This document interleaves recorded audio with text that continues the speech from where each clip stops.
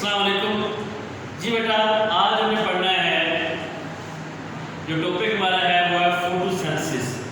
तो फोटोसिंथेसिस के बारे में हम पहले भी जानते हैं कि ये वो प्रोसेस है जिसके ज़रिए plants, some protist, for example algae and some bacteria, ये जो ऑर्गेनिजम्स हैं ये अपनी फूड खुद बनाते हैं। फूड में क्या आएगा? ग्लूकोज। ठीक है, कि ये वो प्रोसेस है जिसके ज़रिए प्लांट या जो बाकी ऑर्गेनिजम्स हैं ये ग्लूकोज बनाते हैं। अब वो कैसे बनाते हैं कि ग्लूकोज बनाने के लिए ये कार्बन डाइऑक्साइड और वाटर इसका रिएक्शन करवाते हैं। इसमें सनलाइट नहीं मिलती, क्योंकि हमने पढ़ा हुआ है कि फोटोसिंथेसिस है ये दिन के वक्त होती है, मतलब इसके लिए सूरज की रोशनी जरूरी होती है। ठीक है, तो सनलाइट की मौजूदगी में कार्बन डाइऑक्साइड और वाटर को रिएक्ट करवाया जाएगा और इसके नतीजे में ग्लूकोज बनेगी और ऑक्सीजन और वाटर बनेगा। ठीक है, तो जिन ऑर्गेनिजम्स के अंदर ये प्रोसेस होता है, प्लांट्स के अंदर या एल्गी या बैक्टीरिया के अंदर, तो इनके अंदर एक पिगमेंट है जो ये रिएक्शन करवाता है, जिसकी मौजूदगी में ये रिएक्शन होता है। तो वो पिगमेंट कौन सा है? वो है क्लोरोफिल। ठीक है, तो क्लोरोफिल की मौजूदगी में ये रिएक्शन होगा। तो हम एज ए होल बात ये करते हैं कि प्लांट्स के बाकी जो ऑर्गेनिजम्स हैं इनके अंदर क्लोरोफिल की मौजूदगी में सनलाइट को, वाटर को और कार्बन डाइऑक्साइड को रिएक्ट करवाया जाता है और इसके नतीजे में ग्लूकोज बनता है, साथ oxygen as a by product आ सकती है। बाई प्रोडक्ट का मतलब क्या है कि ये फालतू प्रोडक्ट होती है। उसके बाद फोटोसिंथेसिस की अहमियत क्या है कि ये बहुत इंपॉर्टेंट रिएक्शन है, ना सिर्फ उन ऑर्गेनिजम्स के लिए जिसके अंदर ये होता है, बल्कि तमाम जानदारों के लिए, क्योंकि जितने भी जानदार हैं तमाम जानदार फोटोसिंथेसिस पे डायरेक्टली या इनडायरेक्टली डिपेंड करते हैं। ठीक है, तो इसलिए जितने भी बायोकेमिकल रिएक्शंस हैं जो जानदारों के अंदर होते हैं वो तमाम क्या है, वो फोटोसिंथेसिस पे डिपेंड करते हैं। ठीक है, अब हम जाते हैं इस तरफ कि फोटोसिंथेसिस के रिएक्शन के दौरान जो रॉ मटेरियल है ये कैसे हासिल होता है। रॉ मटेरियल में एक सनलाइट तो ऊपर से आ रही है। अब और क्या चीज़ें हैं? वो है कार्बन डाइऑक्साइड और वाटर। इसका क्या इंटेक है? नेक्स्ट टॉपिक हमारा क्या है? Intake of water and carbon dioxide, कि प्लांट्स जो हैं वाटर और कार्बन डाइऑक्साइड कैसे हासिल करते हैं। अब पहले हम देखते हैं कि इंटेक ऑफ वाटर, कि पानी कैसे हासिल करते हैं। तो प्लांट्स के बारे में हम ये पहले से जानते हैं कि क्योंकि ये ज़मीन में उगे होते हैं, तो ज़मीन से अपनी जड़ों के ज़रिए, रूट्स के ज़रिए या रूट हेयर्स के ज़रिए वाटर को अब्जॉर्ब करते हैं। ठीक है, और फिर ये जो पानी है जिसको वो ज़मीन से जड़ों के ज़रिए या रूट हेयर के ज़रिए जज़ब करते हैं, ये जब रूट के अंदर चला जाता है तो वहाँ पर होता है जाइलम टिश्यूज़। जाइलम टिश्यू इस पानी को फिर ऊपर पत्तों तक पहुँचाएगा। पत्तों तक क्यों पहुँचाएगा? कि ये जो फोटोसिंथेसिस का प्रोसेस है ये प्लांट्स के पत्तों के अंदर ज़्यादातर होता है। इसके अलावा जो यंग स्टेम्स हैं उनमें भी होता है, जो ग्रीन पार्ट्स होते हैं, लेकिन ज़्यादातर फोटोसिंथेसिस प्लांट्स की बात करें तो उसके पत्तों में होती है। तो इंटेक ऑफ वाटर हो गया। अब हम देखते हैं इंटेक ऑफ कार्बन डाइऑक्साइड, कि प्लांट्स जो हैं वो कार्बन डाइऑक्साइड कैसे हासिल करते हैं। तो प्लांट्स के बारे में हमें पढ़ा है कि कार्बन डाइऑक्साइड जो है प्लांट्स अपने पत्तों से अब्जॉर्ब करते हैं। अब पत्तों से कैसे अब्जॉर्ब करेंगे? पत्तों के नीचे माइक्रोस्कोपिक पोर होते हैं जिन्हें हम कहते हैं स्टोमेटा। उन स्टोमेटा के पोर्स के जरिए प्लांट्स हवा से कार्बन डाइऑक्साइड को अब्जॉर्ब करेंगे। मीन्स क्या? हवा को अब्जॉर्ब करेंगे। हवा जब प्लांट्स के अंदर जाएगी, पत्ते के अंदर जाएगी, तो वहाँ से कार्बन डाइऑक्साइड को अब्जॉर्ब किया जाएगा। अब उसका जो रास्ता क्या है वो ऐसे है कि सबसे पहले हवा से जो कार्बन डाइऑक्साइड है वो स्टोमेटा के जो सुराख हैं वहाँ से चली जाएगी पत्ते के अंदर। पत्ते के अंदर कहाँ जाएगी? यहाँ होती है स्पेसिस, एयर स्पेसिस से कहते हैं। तो स्टोमेटा से जाएगी वो एयर स्पेसिस में। एयर स्पेसिस से इस कार्बन डाइऑक्साइड को जाना है मेसोफिल सेल्स के अंदर, क्योंकि मेसोफिल सेल्स के अंदर ही फोटोसिंथेसिस होती है। तो मेसोफिल सेल में क्या इसको वाटर ने कवर किया होता है, पानी की एक बारीक सी तह बनी होती है। तो ये कार्बन डाइऑक्साइड है, ये हवा से स्ट्रोमेटा के पोर से होती हुई एयर स्पेसिस में जाएगी।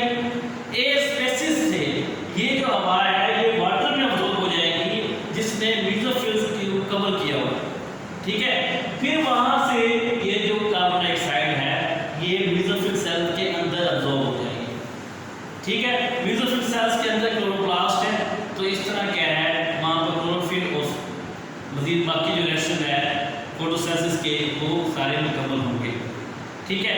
ये तो है इनटेक ऑफ कार्बन डाइऑक्साइड।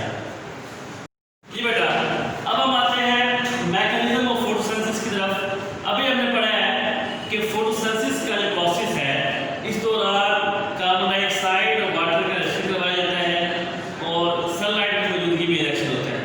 असल में ये जो रिएक्शन है जो फोटोसिंथेसिस का ये दो फेजेस में होता है, एक का नाम है लाइट रिएक्शन और एक क्या है डार्क रिएक्शन।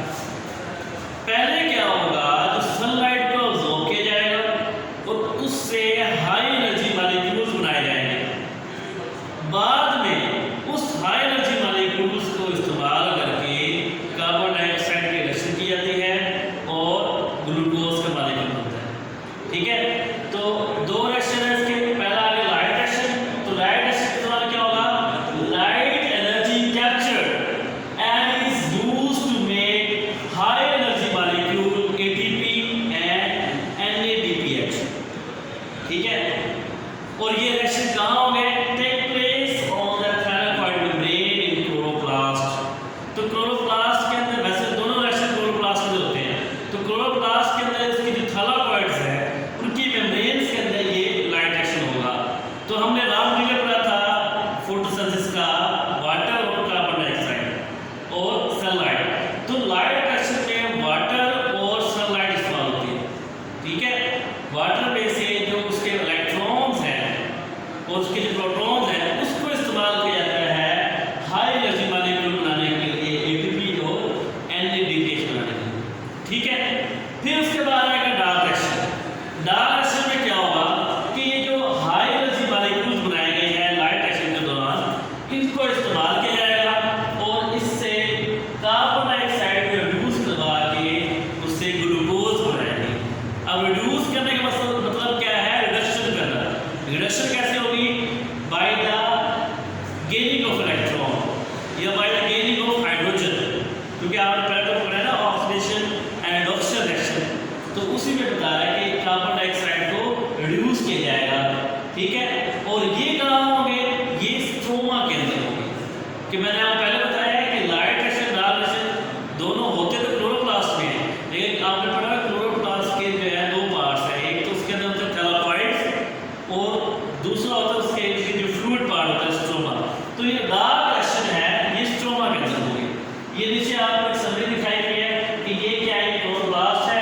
क्लोरोप्लास्ट के अंदर ये जिसका थैलाकॉइड मेम्ब्रेन है, इसमें क्या होगा कि ये सनलाइट जो है इसको अब्सॉर्ब किया जाएगा और उसके जरिए वाटर का मॉलिक्यूल इस्तेमाल होगा और ऑक्सीजन रिलीज हो जाएगी और इस वाटर में से जो हाइड्रोजन है उसके जो इलेक्ट्रॉन है उसको इस्तेमाल करके एटीपी और एनएडीपीएच बनाया जाएगा, ठीक है। फिर आएगा डार्क रिएक्शन। डार्क रिएक्शन में क्या होगा, वो जो एटीपी है या एनएडीपीएच है उसको इस्तेमाल करके कार्बन डाइऑक्साइड को रिड्यूस करवाया जाएगा और ग्लूकोज के मॉलिक्यूल बनाया जाएगा। वो जो एटीपी है और एनएडीपीएच है वो कन्वर्ट हो जाएंगे, एटीपी कन्वर्ट हो जाएगा एटीपी में, इसको दोबारा एटीपी में कन्वर्ट कर लिया जाएगा और जो एनएडीपीएच है ये चेंज हो जाएंगे एनएडीपी, ठीक है। इसका एच जो है वो कार्बन डाइऑक्साइड को रिड्यूस करने में इस्तेमाल हो जाएगा।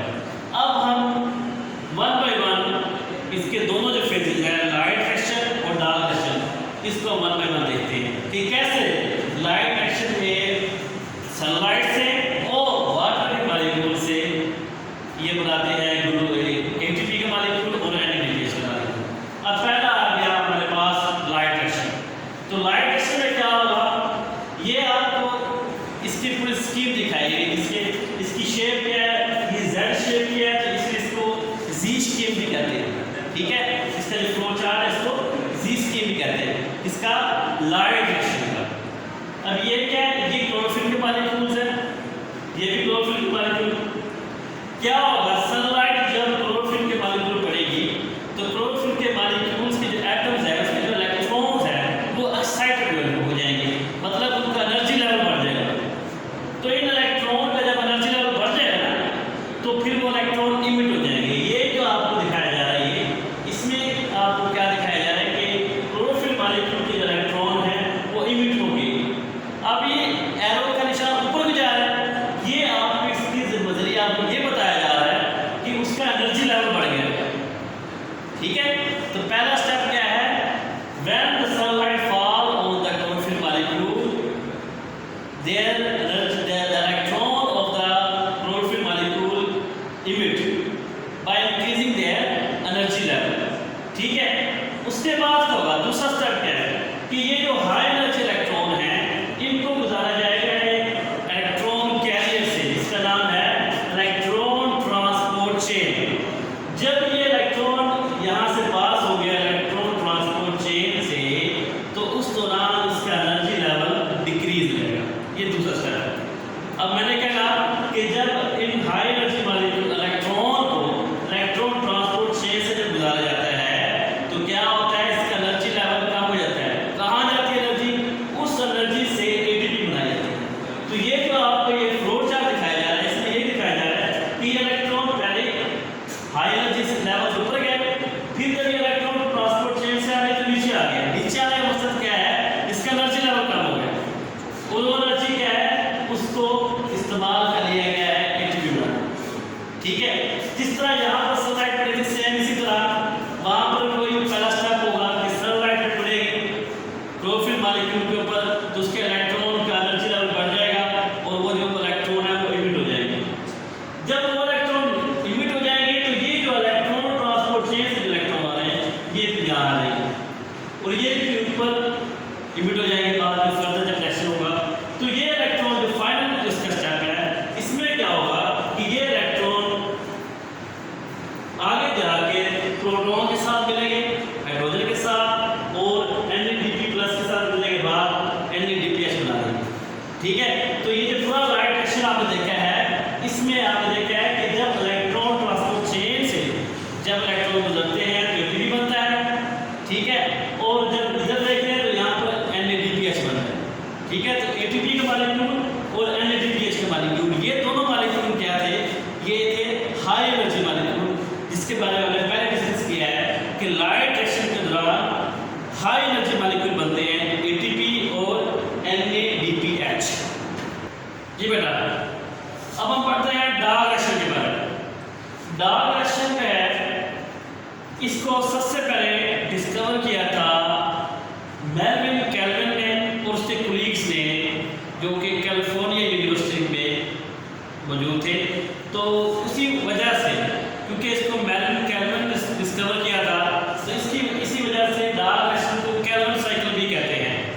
ठीक है, अब हम आते हैं डार्क रिएक्शन के इवेंट्स की तरफ कि डार्क रिएक्शन के दौरान क्या क्या होता है। कि हमने भी पढ़ा है कि जब लाइट रिएक्शन होता है उस दौरान सनलाइट को रोक किया जाता है और सनलाइट को रोक करने के बाद उससे हाई एनर्जी मॉलिक्यूल बनाए जाते हैं। ठीक है, फिर हमने पढ़ा है कि डार्क रिएक्शन के दौरान उन हाई एनर्जी मॉलिक्यूल को इस्तेमाल करके कार्बन डाइऑक्साइड के मॉलिक्यूल को रिड्यूस किया जाता है और उससे बनाई जाती है ग्लूकोज। ठीक है, अब हम वो इवेंट्स देखते हैं, किन इवेंट से कौन से मराहिल से गुजर कर ये जो है ना वो ग्लूकोज का मॉलिक्यूल बनेगा। तो सबसे पहले क्या होगा, कार्बन डाइऑक्साइड के मॉलिक्यूल है इसके साथ एक 5 कार्बन कंपाउंड आके मिलेगा कि एक ऐसा कंपाउंड होगा जो कि इसमें 5 कार्बन होंगे। ये जब आके मिलेगा किसके साथ, कार्बन डाइऑक्साइड के साथ, तो इसके नतीजे में एक बनेगा टेम्परेरी 6 कार्बन कंपाउंड। तो पहले स्टेप में क्या है, carbon dioxide molecule combined with a 5 carbon compound which form a temporary 6 carbon compound. Temporary में थोड़ी देर के बनेगा। तो यही जो टेम्परेरी 6 कार्बन कंपाउंड बना है ना, ये फौरन टूट जाएगा विद स्प्लिट, जो कि टूट कर 2 बना देगा 3 कार्बन कंपाउंड। ठीक है, with split into 2 3 carbon compound. तो पहला स्टेप क्या है, कार्बन डाइऑक्साइड का मॉलिक्यूल जो है 5 कार्बन वाले कंपाउंड से मिला, पहले टेम्परेरी बनाए 6 कार्बन वाला कंपाउंड, वो 6 कार्बन वाला कंपाउंड है वो फिर टूट जाएगा और उससे 2 बन जाएंगे, 3 कार्बन वाले कंपाउंड बन जाएंगे। ये आ गया पहला मॉडल। दूसरा मॉडल क्या हुआ, वो जो 3 कार्बन कंपाउंड्स हैं उनको रिड्यूस किया जाएगा, उसकी रिडक्शन हो जाएगी। कैसे होगी, एटीपी और एडीपी की मदद से, ठीक है। और उस रिडक्शन के दौरान फिर वो 3 कार्बन कंपाउंड है वो कन्वर्ट हो जाएगा 3 कार्बन कार्बोहाइड्रेट में। पहले हम क्या कह रहे हैं, 3 कार्बन कंपाउंड वो कन्वर्ट हो जाएगा 3 कार्बन कार्बोहाइड्रेट में। वो जो 3 कार्बन कार्बोहाइड्रेट है उनमें से एक 3 कार्बन कार्बोहाइड्रेट, अब मैं अगला स्टेप बता रहा हूं, एक 3 कार्बन कार्बोहाइड्रेट से बना लिया जाएगा ग्लूकोज का मॉलिक्यूल, ठीक है। बाकी के जो 3 कार्बन कार्बोहाइड्रेट्स हैं उसको कन्वर्ट कर लिया जाएगा दोबारा उसी 5 कार्बन कंपाउंड में जो यहाँ पर कार्बन डाइऑक्साइड के साथ आके मिले थे, मतलब उसको रीजनरेट कर लिया गया। तो इसमें 3 कार्बन कार्बोहाइड्रेट से 5 कार्बन कंपाउंड बनाने में भी एटीपी का इस्तेमाल होगा। अब ये जो सारा जो समरी है ये यहाँ पर डार्क रिएक्शन की समरी बताई हुई है। अब आपको जानता है कि एक कार्बन डाइऑक्साइड का मॉलिक्यूल जो है वो आपके मिलते हैं एक 5 कार्बन कंपाउंड के साथ। असल में ऐसा नहीं है, 3 आते हैं कार्बन डाइऑक्साइड के मॉलिक्यूल और जो 5 कार्बन कंपाउंड है उनकी तादाद 3 होती है, ठीक है। ये दोनों जब मिलेंगे तो 3 भी बन जाएंगे 6 कार्बन कंपाउंड। जो यहाँ हमने कहा था ना कि ये टेम्परेरी 6 कार्बन कंपाउंड बनते हैं, वो कितने बनेंगे, 3, ठीक है। अब हमने बात की थी कि ये 6 कार्बन कंपाउंड हैं, ये जब टूटते हैं तो 2 बनते हैं 3 कार्बन कंपाउंड। तो यहाँ पर अब क्या है, वो 6 कार्बन कंपाउंड 3 है, जब ये टूटेंगे तो इससे बन जाएंगे 6 बनेंगे 3 कार्बन कंपाउंड, ठीक है। अब हमारे पास 3 कार्बन कंपाउंड जो हमने यहाँ बात की थी ना, ये जो 3 कार्बन कंपाउंड्स हैं ये हमारे पास 6 हैं, ठीक है। इन 3 कार्बन कार्बोहाइड्रेट को उसी तरह रिड्यूस करके इससे बना दिया जाएगा 3 कार्बन कार्बोहाइड्रेट। मतलब टोटल तादाद हमारे पास 3 कार्बन कार्बोहाइड्रेट से कितनी है, 6 है, ठीक है। उन 6 में से एक 3 कार्बन कार्बोहाइड्रेट से ग्लूकोज बना लिया जाएगा। बाकी के जो 5 3 कार्बन कार्बोहाइड्रेट्स हैं उससे दोबारा रीजनरेट कर लिया जाएगा वही 5 कार्बन कंपाउंड जो कि स्टार्ट में हमने पढ़ा है कि कार्बन डाइऑक्साइड के साथ वो आके मिलते हैं, ठीक है। तो इसका मतलब क्या है, इसलिए ग्लूकोज का मॉलिक्यूल बन गया, ठीक है। तो ये तो था डार्क रिएक्शन कंप्लीट। हमने फोटोसिंथेसिस के दोनों मैकेनिज्म कंप्लीट कर लिए कि हमने पढ़ा था लाइट रिएक्शन में हाई एनर्जी मॉलिक्यूल बनते हैं और डार्क रिएक्शन में हाई एनर्जी मॉलिक्यूल को इस्तेमाल किया जाता है। तो हमने देखा है कि हाई एनर्जी मॉलिक्यूल यहाँ इस्तेमाल हो रहे हैं कब, जब 3 कार्बन कंपाउंड को 3 कार्बन कार्बोहाइड्रेट में कन्वर्ट किया जा रहा था। इसके अलावा एटीपी का मॉलिक्यूल जो है ये तब भी इस्तेमाल हुआ है जब 3 कार्बन कार्बोहाइड्रेट से दोबारा वही 5 कार्बन कंपाउंड को रीजनरेट किया गया, ठीक है। तो ये तो आ गया डार्क रिएक्शन। अब हम पढ़ते हैं कि फोटोसिंथेसिस के दौरान क्लोरोफिल का और लाइट का क्या किरदार है, ठीक है। तो role of chlorophyll and light. पहले हम लाइट के बारे में पढ़ते हैं कि सनलाइट जो है ये इसको क्लोरोफिल अब्सॉर्ब करता है, ठीक है। क्लोरोफिल सनलाइट को अब्सॉर्ब करेगा, वो कौन सी है, लाइट एनर्जी। उस लाइट एनर्जी को कन्वर्ट किया जाता है केमिकल एनर्जी में। केमिकल एनर्जी का मतलब क्या है, ग्लूकोज के मॉलिक्यूल में बनाया जाता है। इसमें जो केमिकल बॉन्ड्स बनेंगे उसमें जो लाइट एनर्जी है वो केमिकल एनर्जी की शक्ल में मौजूद है, ठीक है। अब अगली बात यह है कि जितनी लाइट पौधे के ऊपर फॉल कर रही है, प्लांट्स के ऊपर फॉल कर रही है, क्या प्लांट सारी की सारी ही लाइट को अब्सॉर्ब कर लेते हैं, नहीं। उनमें से सिर्फ 1% जितनी सनलाइट प्लांट्स के ऊपर फॉल करती है उनमें से सिर्फ 1% लाइट को प्लांट्स अब्सॉर्ब करते हैं और उससे अपना फोटोसिंथेसिस का जो प्रोसेस है वो मुकम्मल करते हैं। बाकी की क्या है वो सारी की सारी रिफ्लेक्ट हो जाती है। ठीक है, फिर जो सनलाइट है ये कोई एक लाइट नहीं, इसमें डिफरेंट वेवलेंथ वाली लाइट्स हैं। तो फोटोसिंथेसिस में जो लाइट्स की जो डिफरेंट वेवलेंथ्स हैं इनका ना सिर्फ मुख्तलिफ किरदार है, रोल है, इसी तरह ये एब्जॉर्ब डिफरेंट वे में होती है। फॉर एग्जाम्पल सबसे ज़्यादा सनलाइट में जो वेवलेंथ एब्जॉर्ब होती है वो है रेड एंड ब्लू। तो फोटोसिंथेसिस में सबसे ज़्यादा जो लाइट एब्जॉर्ब होती है वो होती है रेड एंड ब्लू लाइट्स। ठीक हो गया। अब हम बात करते हैं उन पिगमेंट्स की जो इस लाइट को एब्जॉर्ब करते हैं। पिगमेंट्स क्या हैं? ये जो फोटोसिंथेसिस के जो पिगमेंट्स हैं जो कि लाइट एनर्जी को एब्जॉर्ब करते हैं। ठीक है, अब जैसे क्लोरोफिल का मॉलिक्यूल है ये भी पिगमेंट है।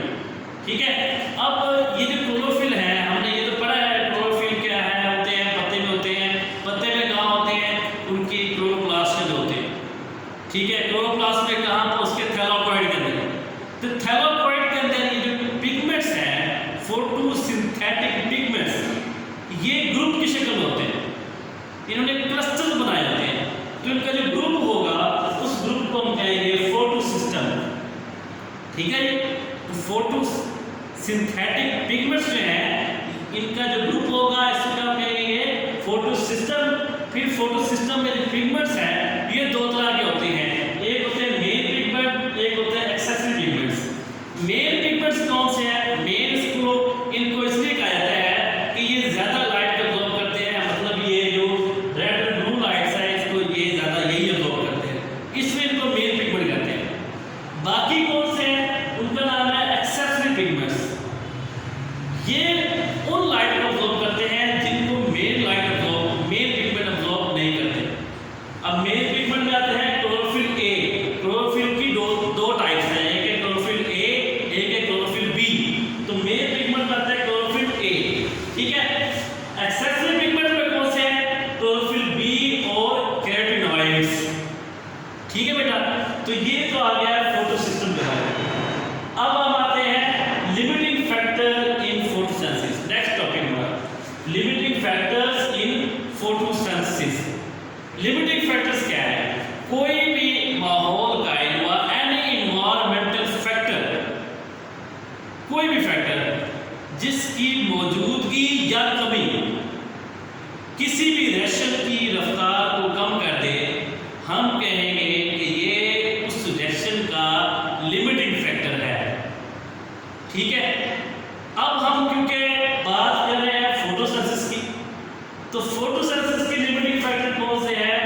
वो है light intensity, temperature, carbon dioxide concentration और वाटर।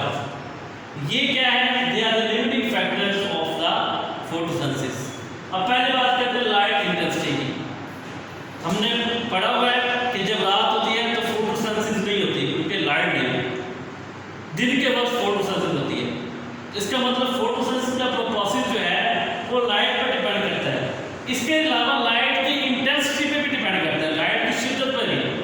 अगर थोड़ी लाइट होगी तो फोटोसिंथेसिस थोड़ी होगी, अगर ज़्यादा लाइट होगी तो फोटोसिंथेसिस ज़्यादा होगी।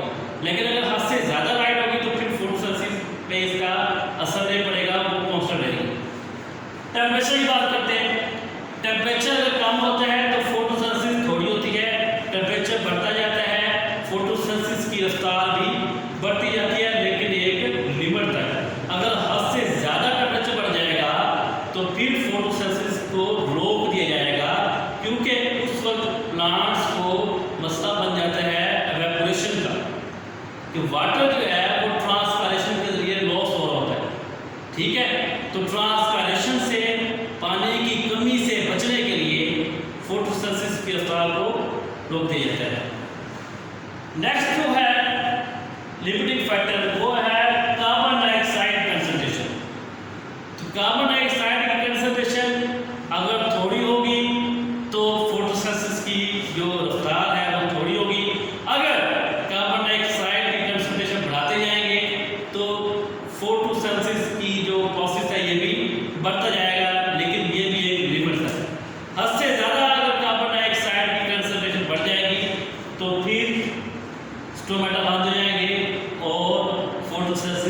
का जो प्रोसेस है वो रुक जाएगा। Last one water. वाटर के बारे में जानते हैं कि वाटर जो है फोटोसिंथेसिस का प्रोसेस जो है ये होता है वाटर की मौजूदगी में, ठीक है। अगर पानी होगा